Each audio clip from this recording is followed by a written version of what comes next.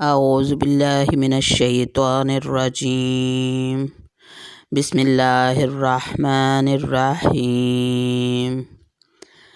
Dear students, آج ہم دیکھیں گے کہ سورۃ البقرہ رکوع نمبر 30 میں اللہ تعالیٰ ہمیں کیا احکامات دے رہے ہیں۔ تو شروع کرتے ہیں اپنا آج کا سبق۔ سورۃ البقرہ رکوع نمبر 30 4 آیات پہ مشتمل ہے، آیت نمبر 232 سے 235 تک۔ اللہ تعالیٰ فرماتے ہیں وَإِذَا طَلَّقْتُمُ النِّسَاءَ فَبَلَغْنَ أَجَلَهُنَّ فَلَا تَعْضُلُوهُنَّ أَن يَنكِحْنَ أَزْوَاجَهُنَّ إِذَا تَرَاضَوْا بَيْنَهُم بِالْمَعْرُوفِ ذَلِكَ يُوعَظُ بِهِ مَنْ كَانَ مِنكُمْ يُؤْمِنُ بِاللَّهِ وَالْيَوْمِ الْآخِرِ ذَلِكُمْ أَزْكَىٰ لَكُمْ وَأَطْهَرُ وَاللَّهُ يَعْلَمُ وَأَنْتُمْ لَا تَعْلَمُونَ۔ صدق اللہ العظیم۔ وَإِذَا اور جب طَلَّقْتُمُ النِّسَاءَ تم طلاق دے دو عورتوں کو، فَبَلَغْنَ اور وہ پہنچ جائیں، أَجَلَهُنَّ اپنی مدت کو، فَلَا تَعْضُلُوهُنَّ تو نہ روکو انہیں، أَن يَنكِحْنَ کہ وہ نکاح کر لیں، أزواجهن اپنے شوہروں سے،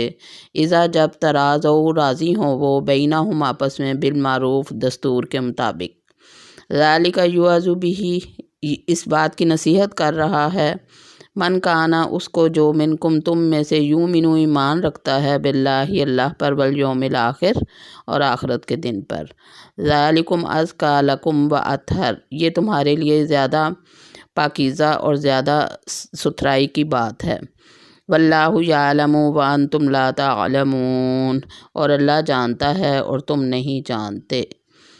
اس آیت میں اللہ تعالیٰ نے طلاق یافتہ عورتوں کے بارے میں حکم دیا ہے جن کو طلاق بائن ہو جاتی ہے، 2 طلاقیں ہو جاتی ہیں اور پھر عدت بھی گزر جاتی ہے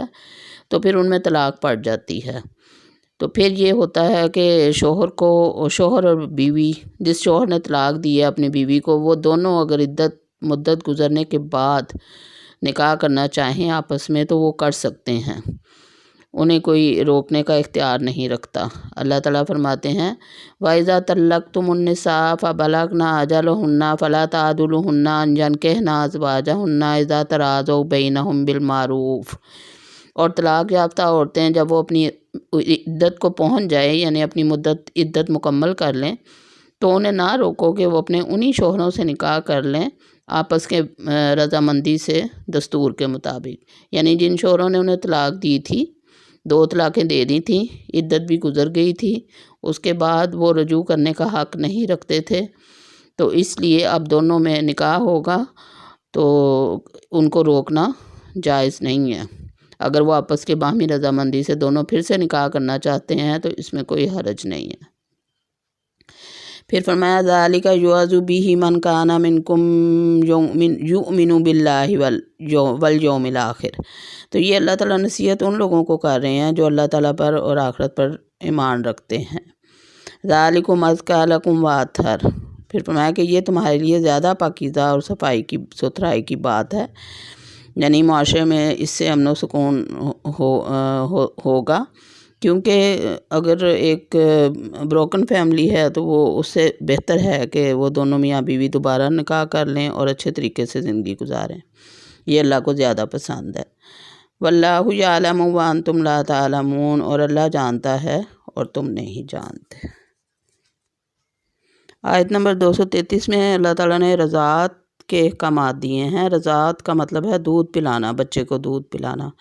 اب اگر طلاق ہو گئی ہے، ایک شوہر نے بیوی کو طلاق دے دی ہے، ان کا ایک بچہ ہے، دودھ پیتا بچہ ہے، تو اس کے بارے میں کیا حکم ہے وہ اللہ تعالیٰ نے اس آیت میں بیان کیا ہے۔ اللہ تعالیٰ فرماتے ہیں وَالْوَالِدَاتُ يُرْضِعْنَ أَوْلَادَهُنَّ حَوْلَيْنِ كَامِلَيْنِ مائیں اپنے بچوں کو پورے 2 سال دودھ پلائیں، یعنی اگر طلاق ہو بھی گئی ہے، بچہ ماں کے پاس ہے تو ماں 2 سال اسے دودھ پلائے۔ لمن اراد ان یتم الرضاعہ یہ اس کے لیے حکم ہے جو رضاعت کو پورا کرنا چاہے، یعنی جو دودھ پلانا چاہے بچے کو، کیونکہ ایسا بھی ہو سکتا ہے کہ وہ شوہر جو ہے وہ اپنے بچے کو کسی اور سے، کسی دایا سے دودھ پلوا لے، لیکن اگر وہ اللہ تعالیٰ نے ماؤں پہ یہ فرض کیا ہے کہ مائیں اپنے بچوں کو پورے 2 سال دودھ پلائیں، لیکن ساتھ اللہ تعالیٰ نے تھوڑی رخصت بھی دے دی کہ اگر وہ دودھ پلانا چاہیں۔ وَعَلَى الْمَوْلُودُ لَهُ رِزْقُهُنَّ وَكِسْوَتُهُنَّ بِالْمَعْرُوفِ، اور بچے والے کے ذمہ ہے، یعنی والد کے ذمہ ہے کہ وہ اس عورت کا رزق اور اس کا لباس یعنی نان نفقہ اس کو دستور کے مطابق دے جتنے کی وہ حقدار ہے۔ پھر فرمایا لا تکلف نفس الا وسعها، کسی کو اس کی استطاعت سے زیادہ تکلیف نہ دی جائے، یعنی ایسا نہ ہو کہ بیوی زیادہ ڈیمانڈ کرے، اور یا ایسا بھی نہ ہو کہ شوہر جو ہے وہ بیوی کو اس کے حق سے کم دے۔ پھر فرمایا لا تضار والدۃ بولدہا ولا مولود لہ بولدہ، کوئی تکلیف نہ دی جائے، نہ ہی والدہ کو اس کے بچے کی وجہ سے اور نہ ہی والد کو اس کے بچے کی وجہ سے۔ یعنی والدہ کو تکلیف کی صورت میں ہوگی کہ اگر اسے نان نفقہ کام دیا جائے یا نہ دیا جائے تو اس میں وہ تکلیف میں ہوگی، اور اگر شوہر سے زیادہ کا مطالبہ کرے گی اور اس کی اتنی استطاعت نہیں ہوگی تو وہ تکلیف میں آ جائے گا۔ تو اللہ تعالیٰ نے فرمایا کہ دونوں میں سے کسی کو بھی تکلیف نہ دی جائے،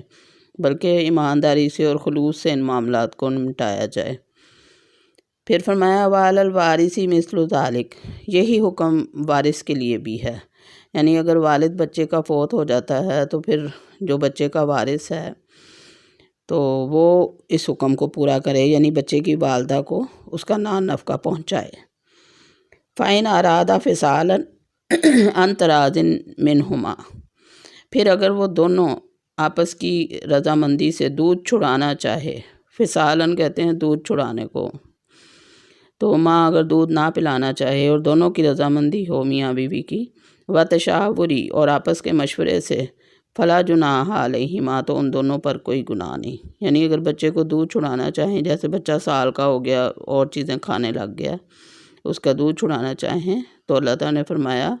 کہ اس میں کوئی گناہ نہیں ہے۔ وَإِنْ أَرَدْتُمْ أَنْ تَسْتَرْضِعُوا أَوْلَادَكُمْ، اور اگر تم چاہو کہ تم دودھ پلواؤ، کسی اور سے دودھ پلواؤ اپنی اولاد کو، فلا جناح علیکم، تو اس میں بھی تم پر کوئی گناہ نہیں۔ اذا سلمتم ما آتیتم بالمعروف، اگر تم وہ دے دو جو ان کو دینا مقرر کیا گیا ہے دستور کے مطابق، یعنی اگر کسی سے طے کر لیا ہے کسی دایا آیا وغیرہ سے کہ وہ دودھ پلائے گی تو اسے اتنا وہ پے کرے گا، تو اس میں بھی کوئی حرج نہیں ہے۔ واتقوا اللہ واعلموا ان اللہ بما تعملون بصیر، اور اللہ سے ڈرتے رہو اور جان لو کہ بے شک اللہ تعالیٰ جو تم کرتے ہو سب کچھ دیکھ رہا ہے۔ آیت نمبر 234 بیوہ کی عدت کا بیان آ رہا ہے۔ اللہ تعالیٰ فرماتے ہیں والذین یتوفون منکم ویذرون ازواجا، جو تم میں سے فوت ہو جائیں، جو مرد تم میں سے فوت ہو جائیں اور پیچھے اپنی بیویاں چھوڑ جائیں، یتربصن بانفسہن اربعۃ اشہر وعشرہ، تو وہ عورتیں اپنے آپ کو روکے رکھیں، دوسرا نکاح کرنے سے خود کو روکے رکھیں 4 مہینے 10 دن تک، یعنی بیوہ کی عدت یہاں 4 مہینے 10 دن بتائی گئی ہے۔ فَإِذَا بَلَغْنَ أَجَلَهُنَّ فَلَا جُنَاحَ عَلَيْكُمْ فِي مَا فَعَلْنَ فِي أَنفُسِهِنَّ بِالْمَعْرُوفِ، پھر جب وہ عدت کو پہنچ جائیں تو ان پر کوئی گناہ نہیں کہ جو وہ اپنے بارے میں کرنا چاہیں دستور کے مطابق، یعنی اگر دوسرا نکاح کرنا چاہیں تو کر سکتی ہیں، لیکن عدت مکمل ہونے کے بعد 4 ماہ 10 دن گزرنے کے بعد۔ واللہ بما تعملون خبیر، کیونکہ اللہ تعالیٰ جو کچھ تم کرتے ہو سب سے باخبر ہے، اس سے چھپ کر کوئی کام نہیں کیا جا سکتا۔ آیت نمبر 235 میں بیوہ سے نکاح کی کچھ شرائط بیان کی جا رہی ہیں۔ اللہ تعالیٰ فرماتے ہیں وَلَا جُنَاحَ عَلَيْكُمْ فِي مَا عَرَّضْتُمْ بِهِ مِنْ خِطْبَةِ النِّسَاءِ أَوْ أَكْنَنْتُمْ فِي أَنفُسِكُمْ، تم پر کوئی گناہ نہیں ہے کہ تم اشارتاً کوئی بات کرو نکاح کے پیغام کے بارے میں عورتوں سے، یا تم انہیں اپنے دل میں اس پیغام کو، اس بات کو اپنے دل میں چھپا کے رکھو۔ علم اللہ انکم ستذکرونہن ولکن لا تواعدوہن سرا الا ان تقولوا قولا معروفا، علم اللہ، اللہ جانتا ہے، انکم ستذکرونہن، کہ تم ان کا ذکر کرو گے عن قریب، ان کا خیال لاؤ گے دل میں، ولیکن لا تواعدوہن سرا، لیکن ان سے کوئی خفیہ وعدے نہ کرو، الا ان تقولوا قولا معروفا، سوائے اس کے کہ کوئی بھلی بات ان سے کہہ دو، یعنی اشارتاً ذکر کر دو کہ تم ولنگ ہو نکاح کے لیے، یا اپنے کسی بڑے کے ہاتھ کہلوا دو اس کو کہ وہ تم اس عورت سے نکاح کرنا چاہتے ہو جو بیوہ ہوئی ہے، لیکن اس سے کوئی وعدہ نہ کرو،